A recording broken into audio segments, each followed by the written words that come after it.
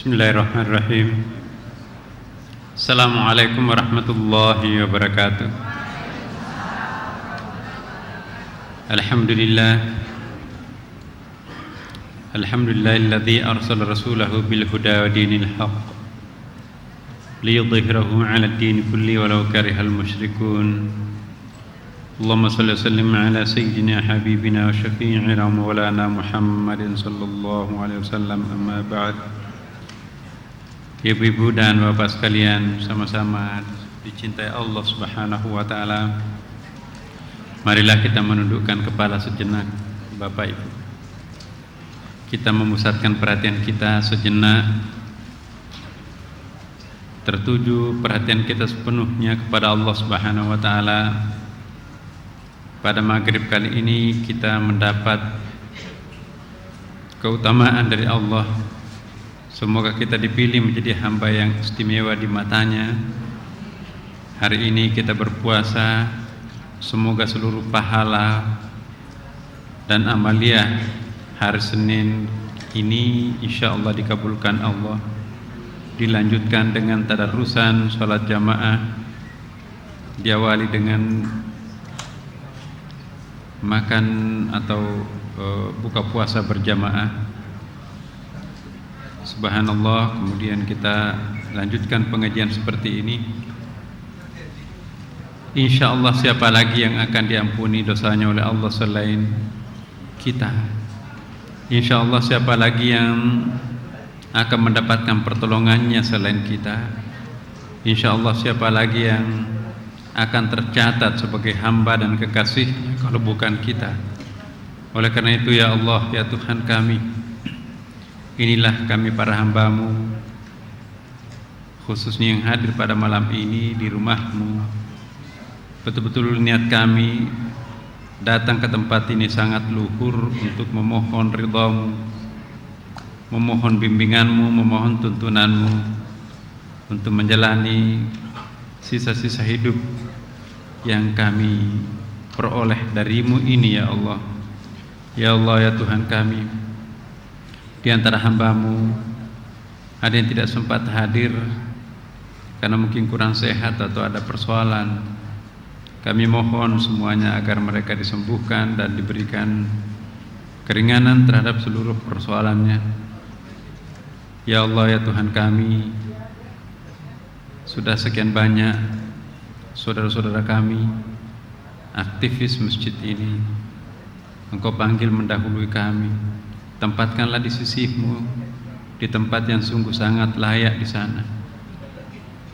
Dan kami yang masih hidup, masih setia di rumah-Mu ini, jemputlah kami di dalam keadaan betul-betul sudah siap. Jemputlah kami setelah Engkau memastikan bahwa kami akan memperoleh tempat yang sungguh sangat layak di sana. Ya Allah, ya Tuhan kami, kepada siapa lagi kami akan memohon? Kepada siapa lagi kami akan menggantungkan seluruh harapan kami?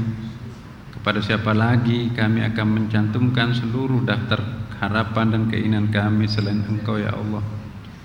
Oleh karena itu pada maghrib kali ini betul-betul hamba-Mu bersyukur atas kesehatan, kekuatan, petunjuk, hidayah yang Kau anugerahkan kepada kami ini ya Allah. Semoga hari-hari mendatang tetap Engkau memberikan kesempatan untuk kami semua hadir lagi di tempat ini litaqarrub ilallah. Ya Allah, ya Tuhan kami, terhadap para guru kami yang mendahului kami dan buku-bukunya yang kami kaji, Ihya Ulumuddin dan Syekh Ibnu Athaillah dan lain-lain, kami mohon tempatkanlah mereka di tempat-Mu yang sangat-sangat layak. Mereka telah mengabdikan diri untuk menulis pencerahan dan kami pun juga merasa tercerahkan olehnya. Ya Allah, ya Tuhan kami, ampunilah kedua orang tua kami, anak-anak kami, cucu-cucu kami. Demikian pula ampuni seluruh guru-guru kami. Guru kami masih kecil, waktu kecil. Guru-guru kami sekarang baik masih hidup maupun yang sudah tiada. Kami mohon Ampunilah mereka semuanya ya Allah.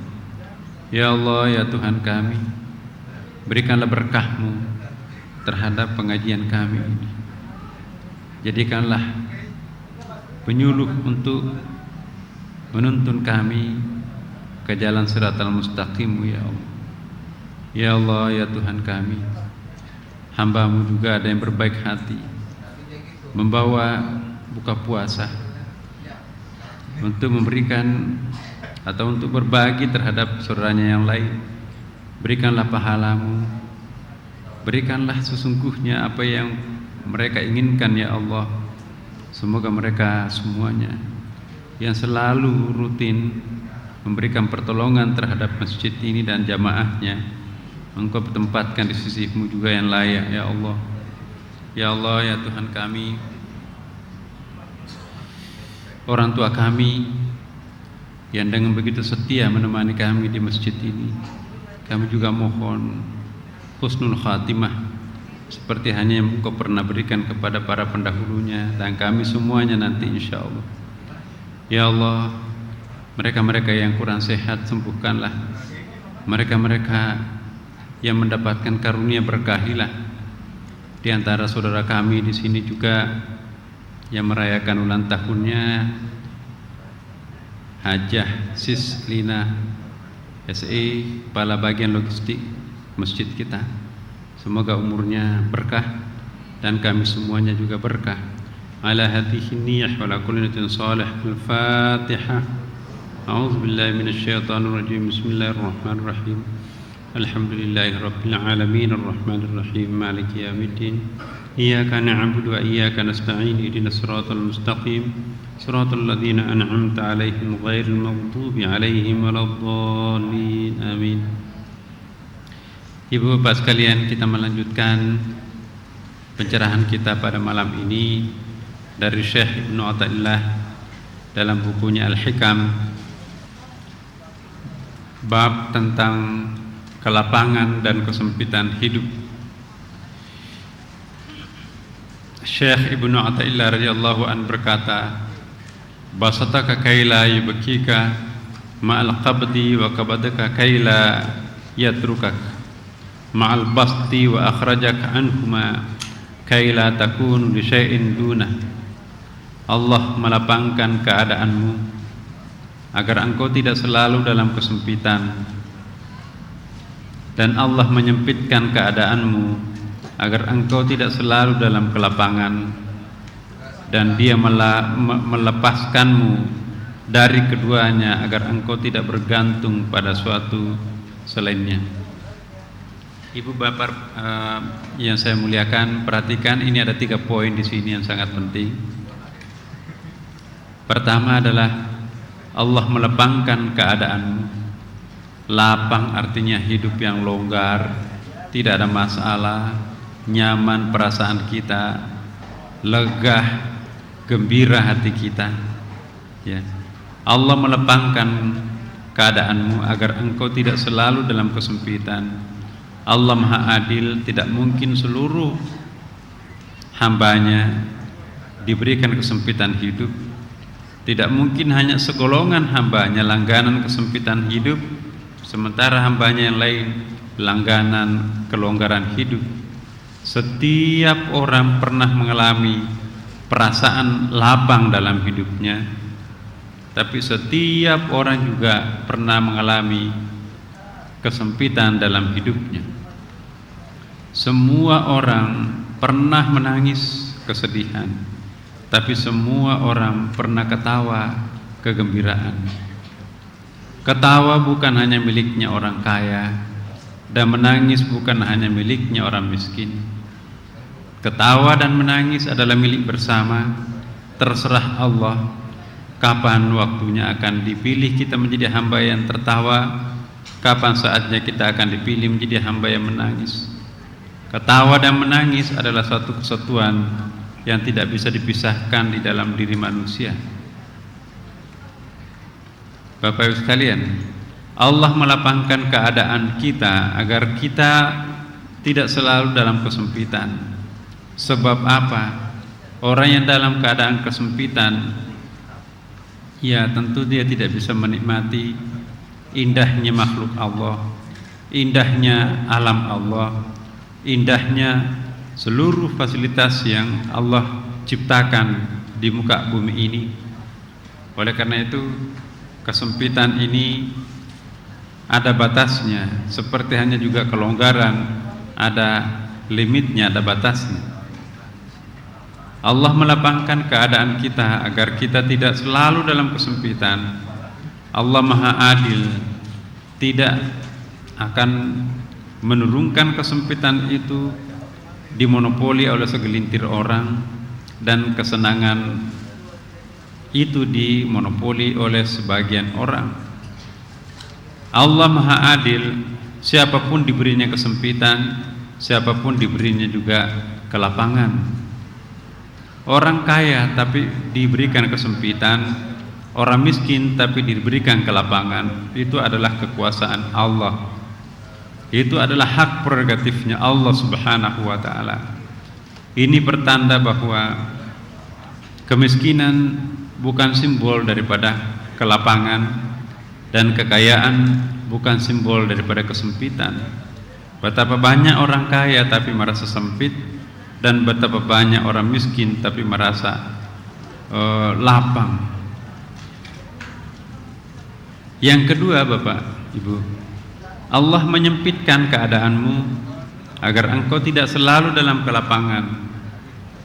Maksudnya, Allah memberikan kesempitan pada diri kita agar kita tidak nanti merasakan lapang terus-menerus, longgar, nyaman, bahagia terus-menerus. Sebab apa? Kalau orang merasa nyaman, damai, lapang terus, maka itu artinya tidak ada tantangan dalam hidupnya. Orang yang tidak memiliki tantangan, nikmat terus, bahagia terus, itu dikhawatirkan akan menjadi hamba nafsu, bukan menjadi hamba Allah Subhanahu wa ta'ala. Ya. Sebab apa, Bapak Ibu sekalian? Kita lebih khawatir pada kondisi lapang daripada kondisi sempit sebetulnya. Ya, sedikit sekali orang yang bisa lulus dan bertahan dalam batas-batas kesopanan ketika ia di dalam keadaan longgar, lapang, bahagia.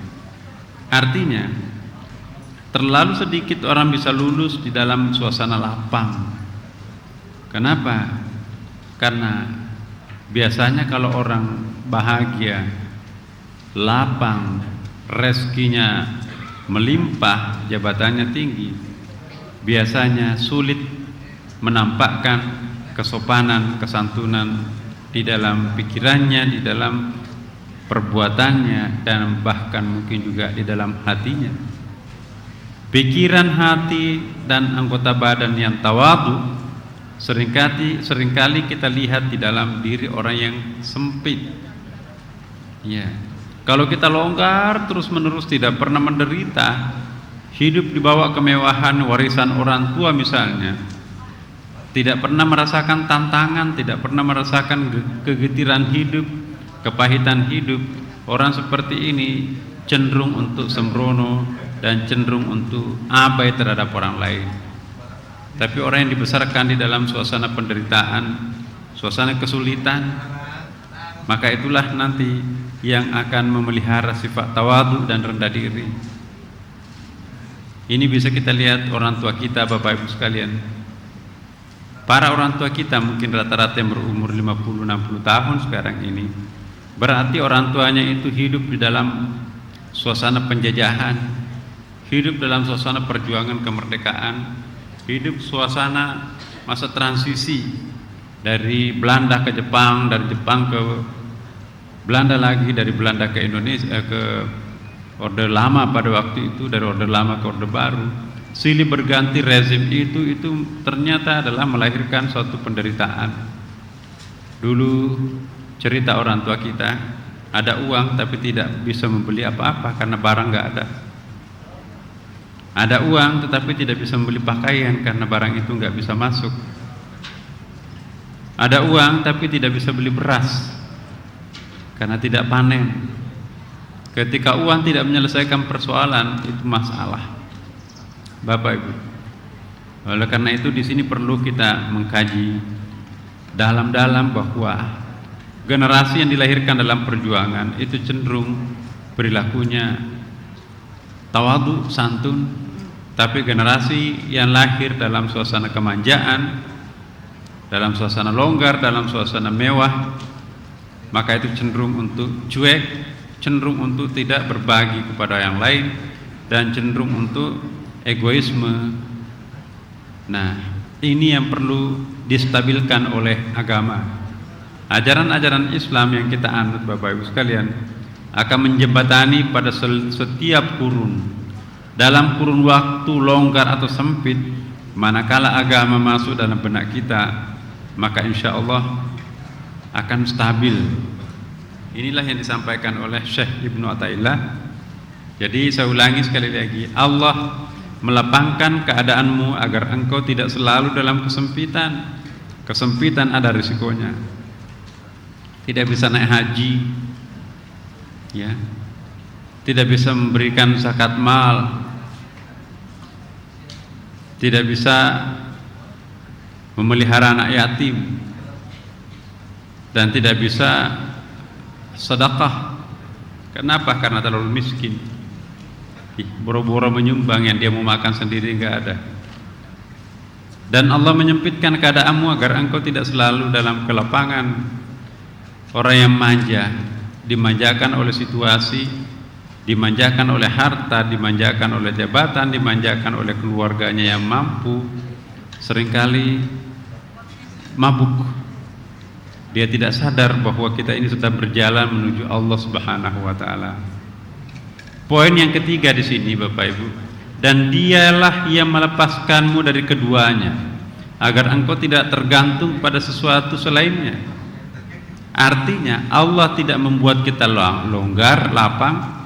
Allah juga tidak membiarkan kita itu sempit, karena dua-duanya, longgar dan sempit itu ada risikonya. Dan dialah yang melepaskanmu dari keduanya agar engkau tidak bergantung pada sesuatu selainnya. Bagaimana melepaskan diri daripada keadaan lapang dan keadaan sempit? Maka harus kita bergantung kepada hanya Allah Subhanahu wa taala. Orang yang dekat dengan Tuhan tidak akan pernah merasa lapang, tapi juga tidak pernah merasa sempit. Ini dia. Allah Subhanahu wa taala mengubah-ubah keadaan kita dari lapang menjadi sempit, dari sehat menjadi sakit, dari berpeluang menjadi terkekang, dari yang berkecukupan menjadi kekurangan. Itu juga bisa dibalik, dari sempit menjadi lapang, dari sakit menjadi sehat, terkekang menjadi berpeluang, dan dari kekurangan menjadi berkecukupan.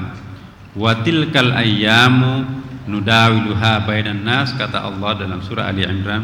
Allah mempergantikan keadaanmu, silih berganti di antara kalian. Jadi turun naik martabat kita, pangkat kita gantian dengan yang lain. Tidak ada orang yang monopoli sengsara, tidak ada juga orang monopoli bahagia.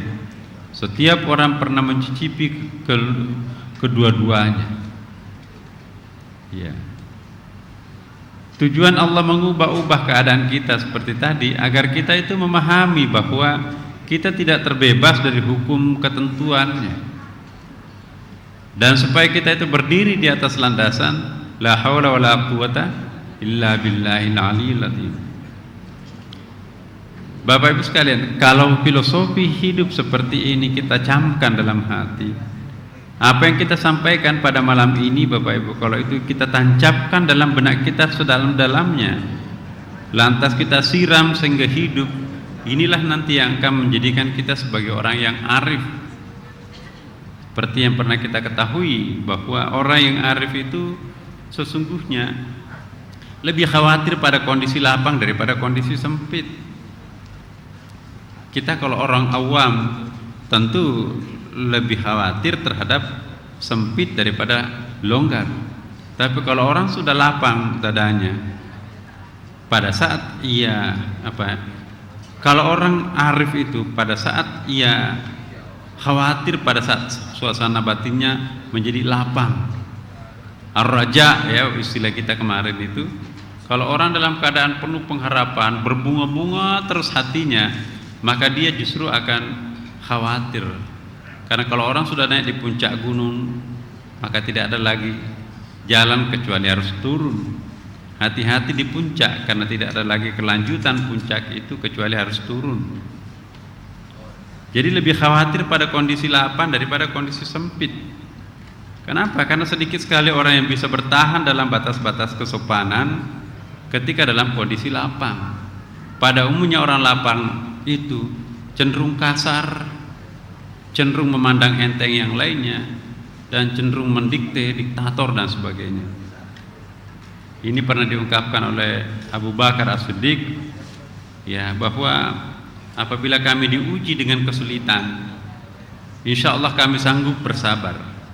Tapi kalau kami diuji dengan kelapangan, maka berat sekali rasanya untuk bisa bersabar.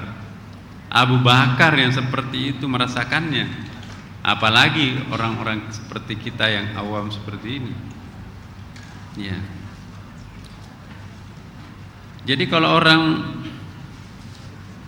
memanjakan atau dimanjakan oleh hawa nafsunya karena mungkin dalam keadaan kelonggaran, maka orang itu pasti atau bisa dipastikan sulit merasa lezat di dalam beribadah.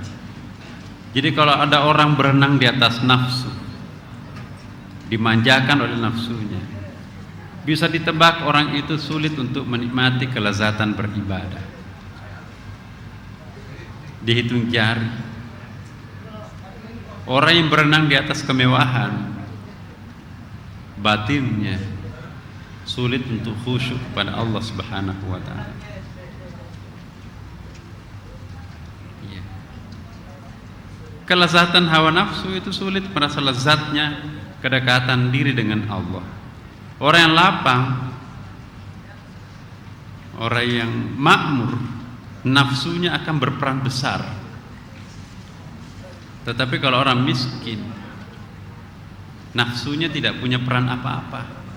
Mau makan mengikuti nafsunya, gak ada uang. Ya. Mau melakukan apapun juga tidak ada dayanya. Jadi orang yang lapang lebih longgar nafsu untuk berbuat di dalam dirinya. Tapi kalau orang itu sempit, maka nafsu tidak bisa bergerak dalam dirinya.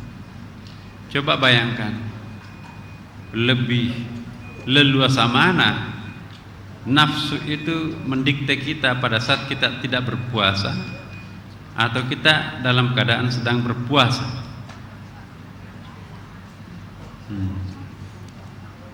Kalau kita dalam keadaan sedang berpuasa, asumsikanlah itu kita dalam keadaan sempit, maka nafsu tidak leluasa berbuat di dalam diri kita. Tapi kalau kita dalam keadaan tidak berpuasa, otomatis nafsu di situ bisa leluasa berkuasa. Lewat penjual bakso, lewat penjual rujak, ya, lewat penjual apa aja. Matanya tidak pernah kenyang, walaupun perutnya kenyang. Ya.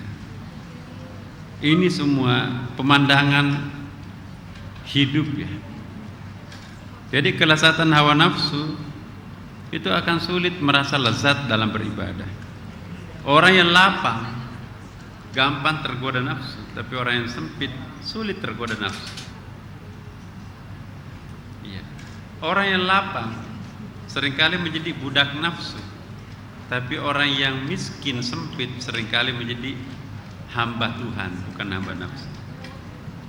Orang yang lapang seringkali lupa Tuhan, tapi orang yang sempit seringkali ingat Tuhan. Ya.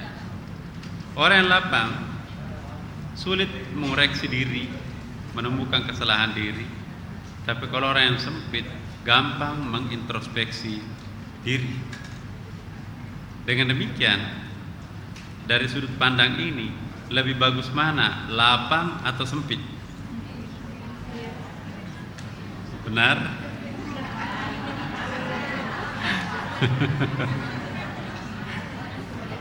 Nah, kalau sekarang seandainya mau diberi, ibu-ibu, bapak-bapak, mau lapang atau sempit?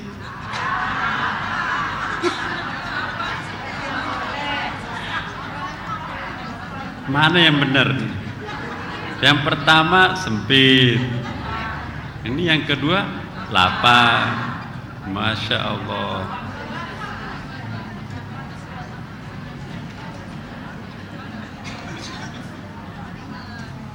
Iya, tidak bijaksana kalau kita memohon kedua-duanya. Yang paling bijaksana adalah tinggalkan kedua-duanya, tapi yang kita mohon adalah Sang Pencipta kelapangan dan kesempitan itu, Allah Subhanahu wa Ta'ala. Karena kalau kita minta kelapangan, begitu kita diberikan kesempitan, kecewa kita terhadap Allah. Begitu kita tidak minta apa-apa, tapi diberikan kelapangan, kita lupakan Allah. Ini hasil keringat saya kok.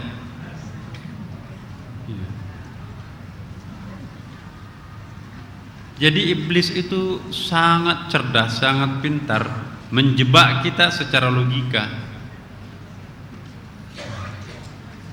mampu mempengaruhi kita, pikiran kita, jiwa kita. Nah, kalau kita tidak punya kekuatan iman, maka kita akan terjebak. Orang yang frustrasi, dia akan dipilihkan jalan pintas. Ciri-ciri kalau iblis itu bekerja dalam diri kita, Bapak Ibu, manakala kita sedang nafsu, manakala kita sedang marah, sebetulnya kecil urusannya, tapi tiba-tiba kita seperti bergetar kesetanan gitu.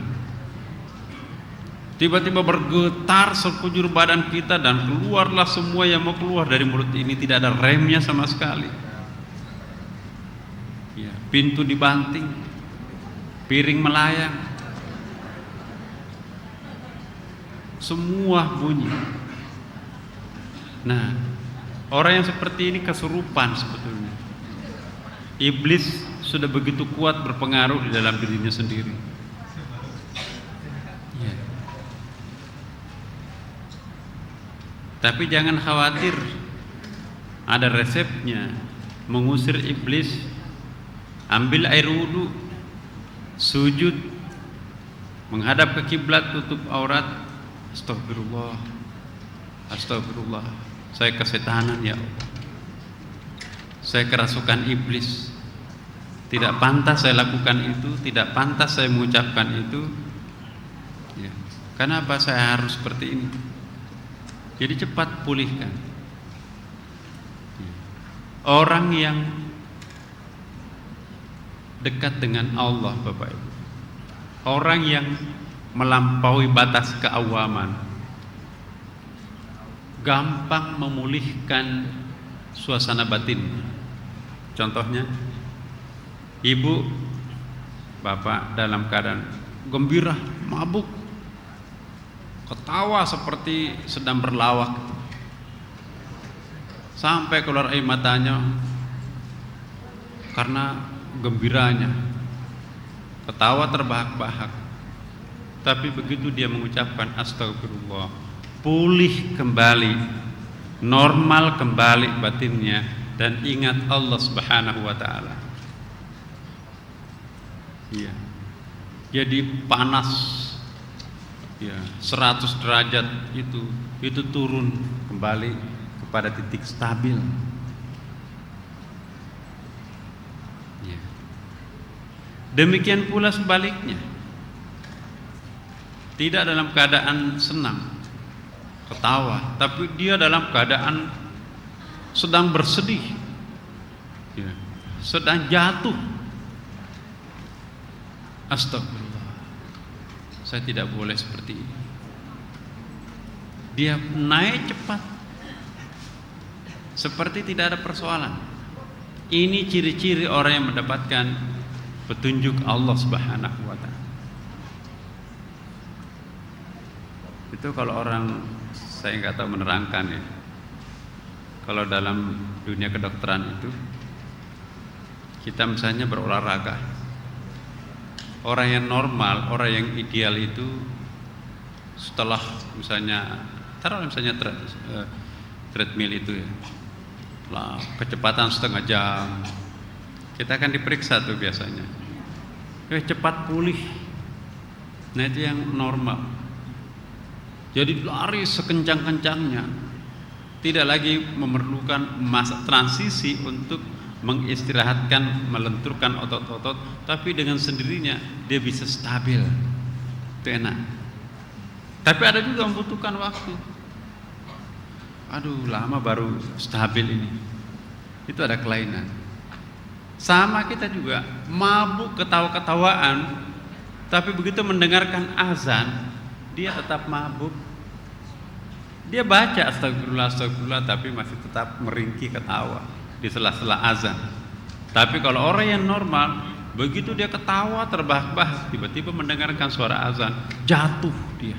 Astagfirullah. Hadir lagi Allah dalam benaknya. Hadir Tuhan di dalam pikirannya.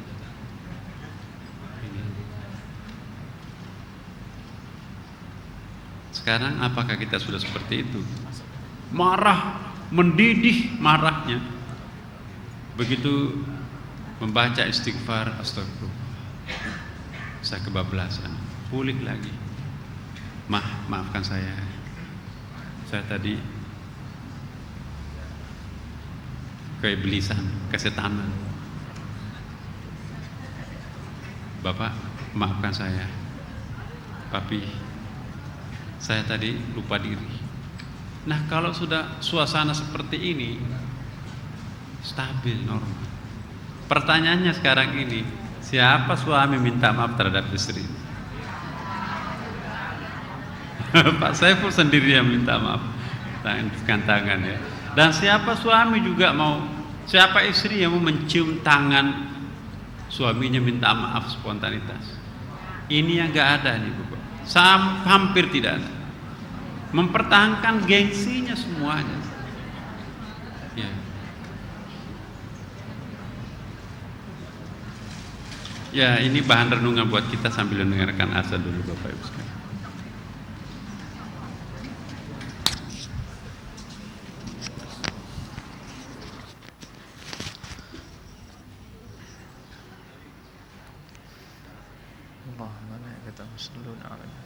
Bapak Ibu sekalian, kita lanjutkan. Orang dalam keadaan kritis seringkali menciptakan peluang untuk memperoleh sesuatu yang di luar dugaannya. Setiap hamba Allah Subhanahu wa taala, apapun jenis hamba itu, apakah manusia, binatang, tumbuh-tumbuhan, setiap kali ia berada dalam masa-masa kritis, maka setiap itu pula tertantang untuk menciptakan suatu hal yang kreatif, mempertahankan kelangsungan hidupnya. Ya. Saya ingin berikan ilustrasi.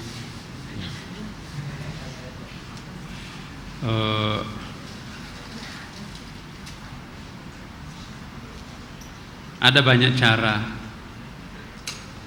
makhluk Allah mempertahankan diri, terutama gampang bisa kita lihat pada makhluk biologis. Contoh tumbuh-tumbuhan, Bapak Ibu. Kalau kita di daerah musim dingin, musim panas ya, salju, taruh di Amerika atau di Eropa, bagaimana cerdasnya pepohonan itu. Sebentar lagi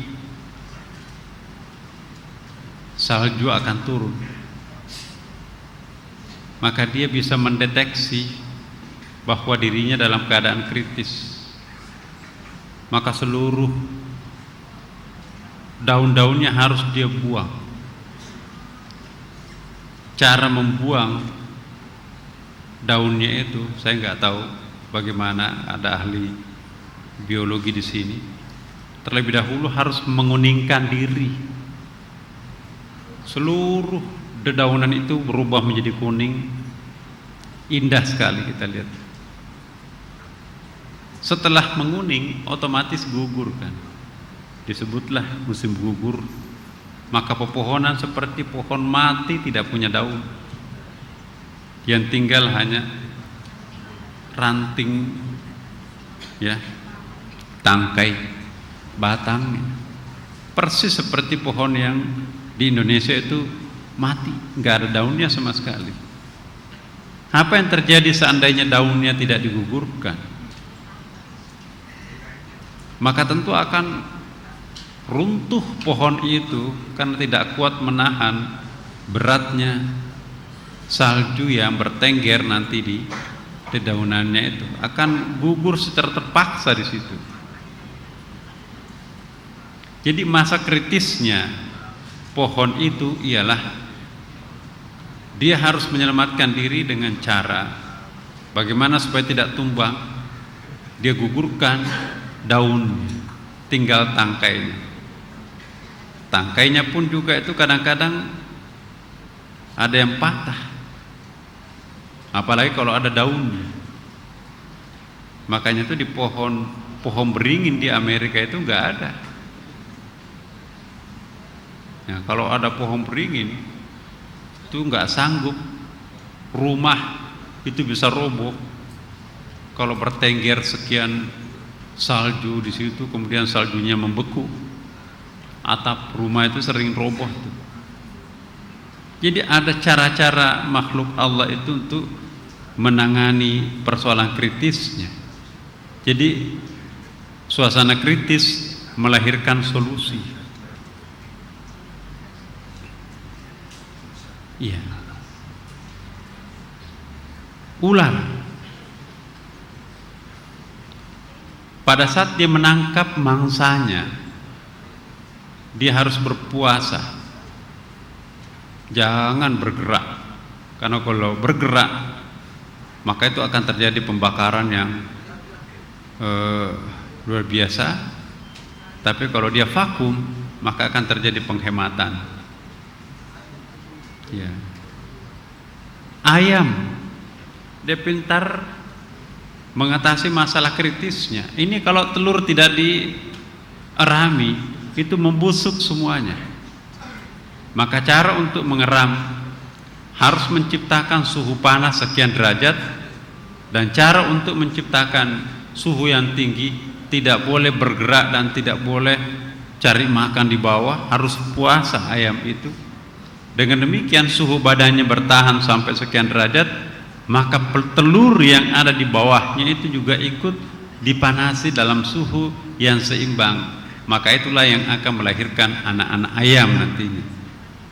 Kalau ada induk yang malas berpuasa, suka turun cari makan, maka suhu tidak tercipta pada telur itu, maka semua telurnya membusuk.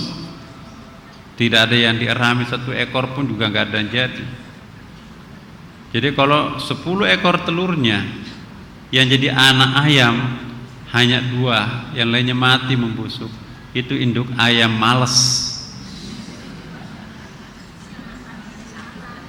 Tapi kalau 10 telurnya 10 semua jadi, itu induk ayam yang solehah. Rajin puasa, hasilnya seperti itu. Iya. Manusia juga Bapak, coba urai pengalaman-pengalaman indah kita itu, tidakkah diawali oleh masalah kritis? Makanya itu kadang-kadang kita harus mengundang suasana kritis itu sendiri. Contohnya Iya, saya tidak ingin menjadikan contoh orang lain, nanti dosa. Kadang-kadang kalau kita dipermalukan oleh seseorang, ada spirit luar biasa yang bangkit, ya kan? Spirit itulah nanti yang memompakan adrenalinnya itu bekerja secara maksimum, sehingga membangkitkan tenaga yang luar biasa dan akan melahirkan suatu prestasi juga yang luar biasa. Dan ini harus ada triggernya, harus ada shock terapinya. Saya ingin berikan satu contoh, misalnya Syekh Ibnu Hajar Al-Asqalani. Orang Arab itu kan suka menggunakan nama lakab ya. Ibnu Hajar, Ibnun artinya anak, Hajar batu. Kenapa disebut anak batu? Itu bahasa Indonesianya tuh. Dia pergi sekolah di Mesir. Udah berapa tahun tapi otaknya itu buntu. Sudah lama saya bertahun-tahun tinggal di sini, gak pernah naik kelas dan tidak pernah pinter. Udahlah, lebih baik saya pulang membantu orang tua saya bekerja cari uang. Memang cocoknya saya ngembala kambing barangkali. Ya. Pulang beneran. Perjalanan padang pasir itu kan biasanya dipakai berjalan di malam hari, siang cari gua untuk bernaung. Nah, Ibnu Hajar ini dia ketemu sebuah gua. Di gua itu dia tidur-tiduran, ada gemercik air selastik itu. Dilihat kok ada gemerincing air, ternyata di ujung-ujung batu itu ada menetes air. Dia lihat tempat menetesnya di mana, ternyata batu yang cadas itu berlobang karena air yang menetes itu. Dia bilang, masa air yang lembut begitu bisa melubangi batu yang besar? Saya ini bukan air. Air saja bisa seperti itu, saya nggak bisa. Keterlaluan saya ini. Balik kanan, tidak jadi pulang kampung. Saya harus bisa. Masa air bisa, saya tidak bisa. Malu. Begitu dia pulang ke Mesir, jadilah Ibnu Hajar jilid 2. Dia terbaik, mengarang buku berpuluh-puluh jilid.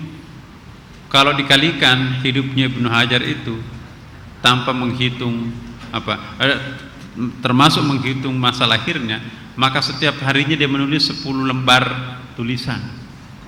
Padahal belum ada komputer pada waktu itu, tulis tangan. Dia menulis syarah Ibnu Hajar Asqalani, syarahnya Imam Bukhari. Jadi kupasan Sahih Bukhari, banyak sekali bukunya. Jadi kenapa? Karena dia dipermalukan oleh air. Ya. Contoh lain, tetangga kita mungkin pernah mempermalukan kita. Ngapain itu? Orang kampung kayak gitu. Bisanya apa itu orang sebelah? Kedengaran. Akhirnya dia merasa terpicu, dia bekerja secara profesional. 24 jam dia pakai waktunya untuk berprestasi. 2 tahun kemudian dia dipromosi oleh sebuah institusi yang besar. Maka si tetangganya yang pernah menghina itu ngemis-ngemis minta kerjaan. Jadi tantangan-tantangan seperti ini itu akan melahirkan rahmat Allah. Ada orang yang sangat terhina, biasanya orang itu akan berhasil. Jadi jangan merasa kecil hati kalau dihina orang, tapi manage keterhinaan kita itu di dalam suatu hal yang konstruktif, maka itu adalah caranya Tuhan mengundang kita untuk berhasil. Jadi kalau kita dipermalukan orang, itu undangan untuk berhasil sebetulnya. Banyak sekali orang yang terpicu oleh perasaan saya seperti itu, tapi menghasilkan sesuatu. Berterima kasihlah kepada orang yang pernah menghina, karena kalau nggak terhina maka tidak berhasil. Itulah sebabnya hadis Nabi, ittaqud du'a al-madlum. Takutlah terhadap doanya orang yang teraniaya. Sebab kalau orang dipandang enteng, didolimi, itu doanya makbul. Apa saja diminta orang itu akan diterima oleh Allah Subhanahu wa taala. Dan kita juga pelajaran, jangan menghina orang.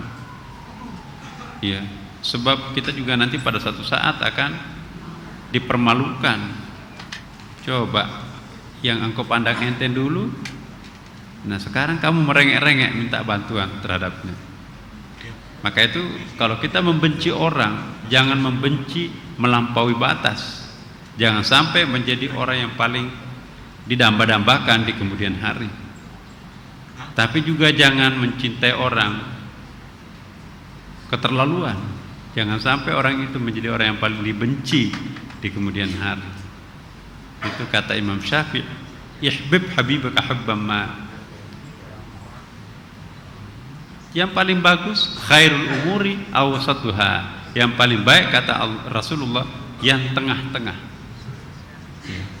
Kita perlu cemburu melihat orang yang kalau dia dipancing marah dia stabil, kalau dia dipancing untuk gembira dia juga stabil. Orang seperti ini bukan awam lagi, makamnya sudah makam Sunda Kelapa lah kira-kira. Luar biasa. Dihina tidak terhina, dipuji tidak terpuji. Dia memiliki dirinya sendiri, self assertive, tidak overconfidence, tidak juga underconfidence. Overconfidence itu tidak baik, Bapak Ibu. Terlalu percaya diri. Orang yang terlalu percaya diri mengecilkan Tuhan. Tapi juga orang yang underconfident melulu, orang yang frustrasi melulu, orang kecil melulu, itu seolah-olah menuduh Tuhan tidak maha pengasih, menuduh Tuhan tidak maha penyayang, tidak maha pemberi. Jadi tauhidnya orang itu akan rusak kalau overconfidence. Tauhid juga akan rusak kalau kita underconfident. Tapi self confidence inilah yang tauhid. Kenapa? Tauhid itu artinya tidak ke sana, tidak ke sini, tapi tetap di sini. Bersama siapa? Allah Subhanahu wa taala. Dan tauhid kita itu lillahi taala, semuanya hanya kepada Allah Subhanahu wa taala. Kalau orang sudah menyerahkan diri sepenuhnya terhadap Allah Subhanahu wa taala, gak bakalan bisa kecewa. Kalau kita hina dia, bukan dia yang kita hina, Tuhan yang dihina. Kenapa? Dia sudah serahkan. Dalam ilmu tarekat, ya, dia sudah masuk di dalam nah itu dia. Allah, ya, kalau kita tulis alif lam lam ha, ya, alif lam lam ha, 4 kan? Artinya apa itu? Allah, ya. Kalau dibuang alifnya dibuang menjadi apa bacanya? Lillah. Kalau dibuang lamnya 1, bacanya apa? Lahu. Masih bisa punya arti itu. Kalau dibuang lamnya semuanya, tinggal hu, dhamir kata ganti, dia. Siapa dia? Allah. Hu lubangnya kayak gini, kayak bola. Masuklah ke dalam hu. Kalau engkau akan menghina saya, aku sudah tidak ada, karena aku sudah lebur di dalam hu. Kalau engkau akan menghina saya, bukan aku yang terhina, engkau menghina Tuhan. Jika engkau akan mencelakakan aku, tidak mungkin, karena aku sudah bersama Allah. Siapa yang bisa mencelakakan Allah? Ya.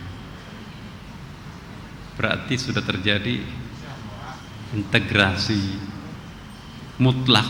Itulah tauhid sebetulnya. Jadi ini dibahas pada malam Jumatan ini, hari Kamisan.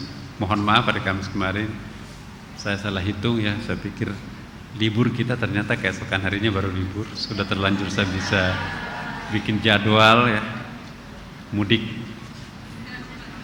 Bapak Ibu sekalian, terakhir adalah tadi itu masuk ke dalam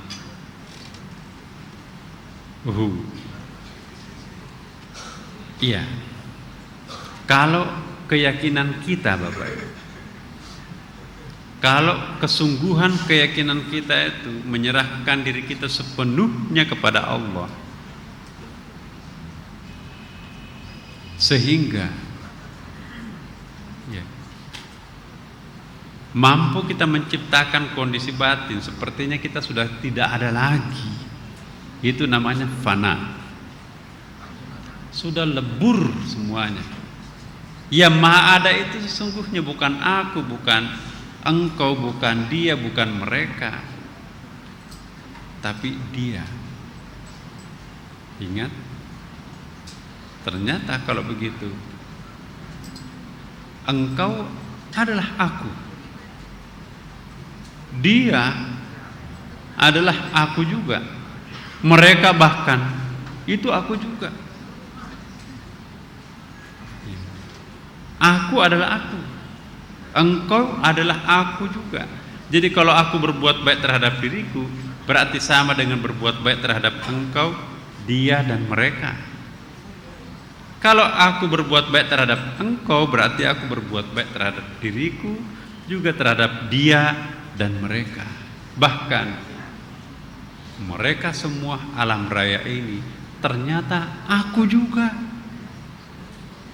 Kalau aku berbuat baik terhadap mereka semuanya, binatang, tumbuh-tumbuhan, tanah, air dan sebagainya, berarti aku berbuat baik terhadap diriku. Mereka itu adalah bagian dari aku. Aku ini siapa sebetulnya? Nah, ternyata aku tidak lain adalah yang maha aku, besar Allah Subhanahu wa ta'ala. Enak diucapkan, enak didengar, tapi susah dipahami. Ya. Tapi kalau kita sudah sanggup untuk mencoba menghayati apa yang tadi kita katakan itu Bapak Ibu sekalian, tidak ada lagi bedanya aku dan engkau. Ya. Kalau aku berbuat baik terhadapmu, berarti aku berbuat baik terhadap diriku. Kalau aku menyangka buruk terhadapmu, itu menyangka buruk terhadap diriku sendiri. Sebaliknya kalau aku berbuat baik terhadap engkau dan dia, mereka atau siapapun, berarti aku berbuat baik pada diriku sendiri. Iya, dengan demikian mari kita berbuat baik kepada siapapun, karena gelas ini adalah aku, laptop ini adalah aku, internet ini adalah aku, handphone segala macam itu adalah aku. Jangan pernah menghina siapapun, sebab mereka itu adalah aku juga. Nah, kalau ini sudah seperti ini, Bapak Ibu sekalian, jangan takut terhadap apapun, ya, sebab kita sudah menyatu dengan mereka, dia, engkau dan aku. Apakah engkau akan menyakiti aku yang sudah begitu baik terhadap engkau? Enggak kan?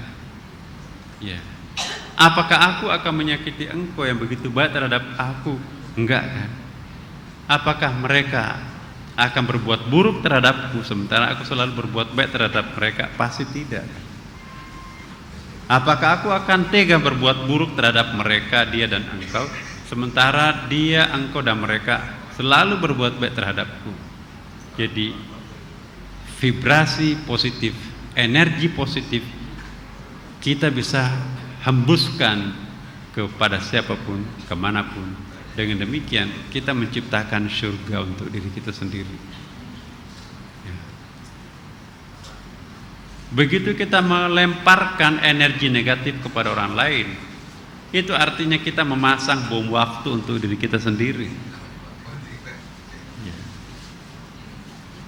Rencana yang buruk itu dilempar kemanapun juga, itu akan mantul kepada diri kita sendiri. Iya. Tidak ada orang yang dialamatkan sebuah keburukan sebelum kita pertama kali yang harus merasa keburukan itu sendiri. Kebalikannya, sebelum orang itu puas kita bantu Bapak Ibu, maka kita lebih dahulu merasakan kepuasan itu. Ada anak yatim piatu kita akan beri makan, mereka sudah kelaparan sejak kemarin.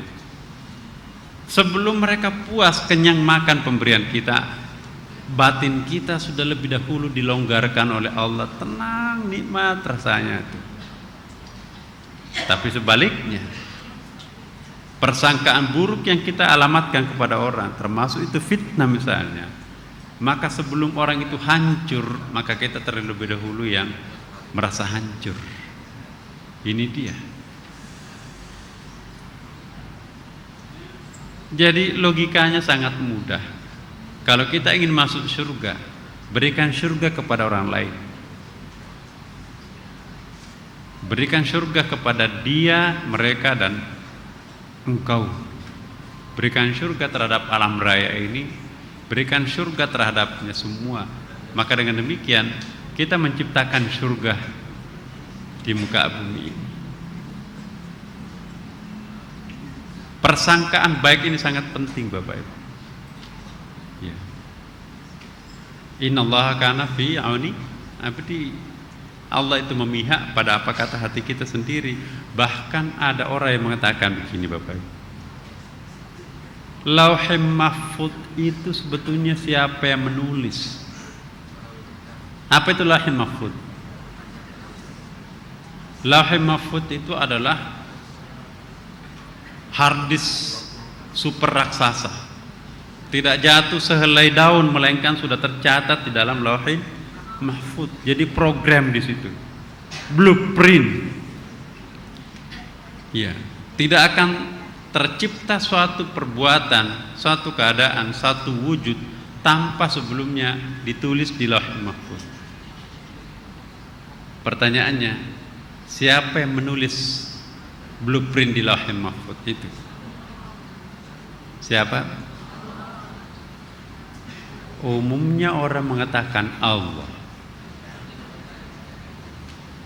Tapi ada orang lain yang mengatakan yang menulis Lauhul Mahfuz itu adalah yang bersangkutan sendiri.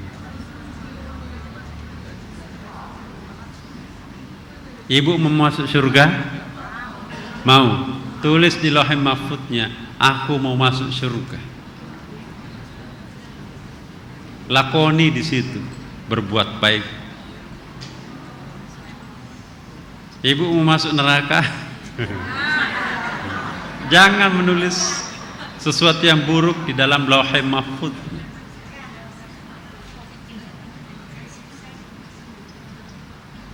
Jadi tergantung kita.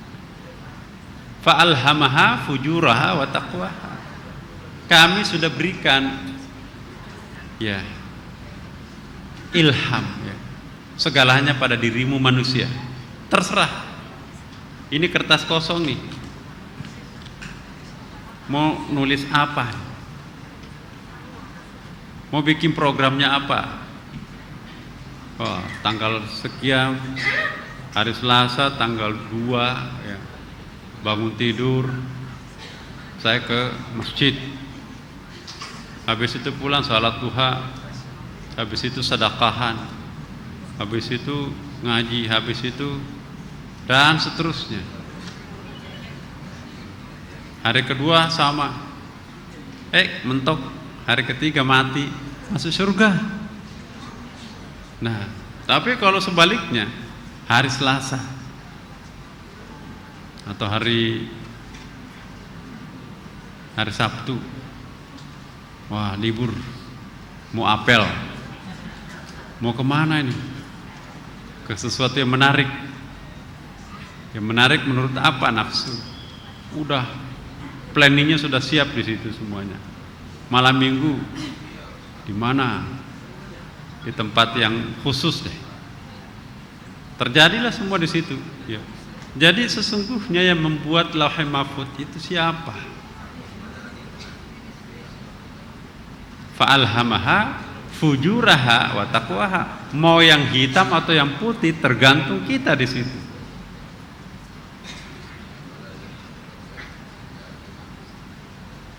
Tapi ini Bapak Ibu sekalian, ada penjelasannya. Ini kesimpulan. Nanti kita akan bahas ini pada pembahasan malam Jumatan, ya kan, pengajian tasawuf kita. Jadi insya Allah Bapak Ibu sekalian, betapa mandirinya kita sebagai manusia, betapa otonomnya kita sebagai manusia.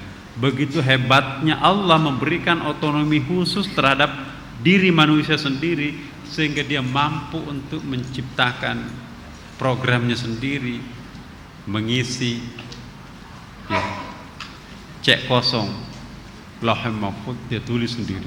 Itu satu pendapat Bapak Ibu. Ini bukan pendapat yang mutlak benar. Ini memberi motivasi. Pendapat yang lain mengatakan tidak, semuanya Allah. Pendapat yang ketiga, memang Allah tapi kadang-kadang ditip X, diganti. Ada ayatnya juga. Wa yamhullahu may yasha, dan Allah mentip X takdir lama diganti dengan takdir baru. Makanya itu ada doa kan. Doa itu untuk merubah takdir. Allahumma tawwil umurana, ya Allah panjangkanlah umur kami. Ya. Kamu mati tanggal sekian. Ya. Tapi kok nggak jadi mati? Oh ya, karena silaturahminya sering tidak jadi mati, dipanjangkan umurnya oleh Allah. Malaikat nggak tahu, disangkanya kita hari ini mati. Jadi malaikat pun tidak sanggup untuk menebak rahasianya Allah Subhanahu wa taala. Jadi Allah punya hak untuk merubah nasib seseorang, merubah Lauhul Mahfuz kita masing-masing. Jadi Lauhul Mahfuz itu kan standar. Asumsikanlah, ini mungkin contoh yang kurang bagus ya. Planning kita tahun ini, tahun 2013. Ternyata kita melakukan revisi. Oh ini enggak bagus, diganti dengan program lain. Bisa kan? Nah Allah juga melakukan hal yang seperti itu, tapi bukan karena Allah tidak tahu. Ya, malaikat tidak tahu apa hakikatnya ini. Jadi yang paling tahu rahasianya Allah hanya Allah sendiri. Malaikat hanya bisa menebak, hanya bisa melihat di dalam standar menu itu. Ya. Oh kita makan di sini karena menunya lengkap. Begitu kita pesan, oh habis Pak. Malaikat kayak gitu. Bingung juga tuh malaikat itu membaca Lauhul Mahfuz. Nah, tamunya Nabi Sulaiman natap. Siapa itu? Mas Yusuf, Nabi Yusuf. Mungkin bersahabat Nabi Yusuf itu bagus. Nabi Sulaiman ya. Nabi Sulaiman itu akrab semua. Bercanda dengan burung dan sebagainya. Itu siapa tuh yang dari tadi menatap saya tuh? Orang asing, nggak pernah saya lihat wajahnya di negeri ini. Oh itu tamu saya. Siapa itu? Sebetulnya bukan manusia. Terus apa dong? Itu malaikat maut. Kok kenapa dari tadi saya ditatap? Saya nggak tahu. Wah jangan-jangan saya jadi sasaran ini. Saya nggak tahu. Kalau begitu, engkau bisa memerintahkan angin terbangkan saya ke tempat yang paling jauh. Engkau bisa memerintahkan jin, suruh buat jin di situ berangkas raksasa yang berlapis-lapis. Ya. Terbang secepat kilat. Di ujung sana masuk di kulkas berangkas itu. Yang tamu tadi itu yang menatap itu sudah duduk di pojok-pojok sana. Oh iya, Masya Allah. Ya, saya bingung tadi, Mas. Mestinya saya cabut nyawa kamu di Indonesia, tapi kamu masih di Mekah ini. Dalam 3 menit lagi. Nah, saya lihat surat perintahnya, engkau harus mati. Ini 1 detik lagi nih, di tempat ini. Udah. Innalillahi wa inna ilaihi raji'un. Jadi ini ilustrasi bahwa malaikat pun tidak sanggup untuk memahami seluruh rahasia Allah Subhanahu wa taala, apalagi kalau jin, apalagi kalau manusia. Jadi sesama makhluk gaib tidak sanggup untuk memahami rahasia gaib itu sendiri, karena gaib itu bertingkat-tingkat. Ada tingkat gaib tidak mutlak seperti alam barzakh. Di atasnya alam barzakh itu lebih gaib lagi, namanya alam malakut, alamnya para malaikat jin. Ada lagi di atasnya lebih rahasia lagi, lebih gaib lagi, disebut dengan alam jabarut, alamnya roh di situ. dan hanya malaikat tertentu 40 yang bisa mengakses alam jabarut itu. Dan di atasnya lagi ada wahidiyat, secret of the secret di situ. Ada lagi di atasnya the secret of the secret of the secret itu, sirrul asrar, sirrul asrar gitu. Jadi puncak dari segala puncak rahasia di sana, itu sifat ahadiyatnya di situ. Jadi gaib itu bertingkat-tingkat, syahadah nyata ini juga bertingkat-tingkat. Nah, Bapak Ibu sekalian, jadi struktur kita itu memang seperti itu. Ada yang anak tangga 1, 2, 3, 4 dan seterusnya. Kalau tidak berjalan, tidak akan naik kelas kita.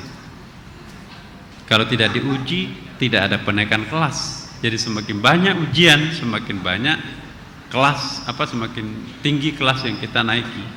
Nah, kalau tidak mau dapat ujian, tidak mau dapat cobaan, berarti bersiap-siap untuk tidak naik kelas. Musibah itu adalah ujian kenaikan kelas. Nah, apakah perlu kita berdoa, ya Allah berikan aku musibah, atau ya Allah berikan aku rezeki? Jadi kita kadang-kadang hanya ingin langsung buahnya, padahal keutamaan itu pintu masuknya adalah tantangan, adalah sesuatu yang kritis. Jadi kesimpulannya Bapak Ibu sekalian, kalau situasi kritis menghadapi kita, jangan down ya, jangan jatuh. Tanda-tanda jika Allah akan menerima doanya hambanya, Dia kirimkan tantangan terhadap dirinya. Ya. Saya ulangi Bapak Ibu, tanda-tanda jika Allah akan memberikan prestasi yang luar biasa terhadap hambanya, Dia kirimkan sesuatu yang bersifat kritis terhadap orang itu. Tidak ada keutamaan tanpa suasana kritis. Jadi suasana kritis itu artinya pintu masuk untuk meraih sebuah prestasi. Jadi jangan takut dengan musibah, jangan takut dengan fitnah, jangan takut dengan kecelakaan, jangan takut dengan apapun. Jangan selalu takut. Karena kalau kita takut dan takut terus-menerus, maka kita tidak akan memperoleh apapun. Ya. Tersenyum pada saat ada penyakit, Masya Allah, terima kasih ya Allah. Ada apa di balik penyakit ini? Ya. Alhamdulillah dapat penyakit. Mbak, apa tahu nggak kenapa? Suaminya kawin di pulau sana tuh. Alhamdulillah. Ya. Yang bisa mengucapkan alhamdulillah seperti itu, kata orang-orang yang hobinya poligami, itu masuk surga. Tapi kata para istri, nggak usah masuk surga kalau caranya seperti itu. Baik Bapak Ibu sekalian, kita kembali kepada Allah Subhanahu wa taala. Sekali lagi kita kembali kepadanya Bapak Ibu. Cepat suasana batin kita kembalikan cepat.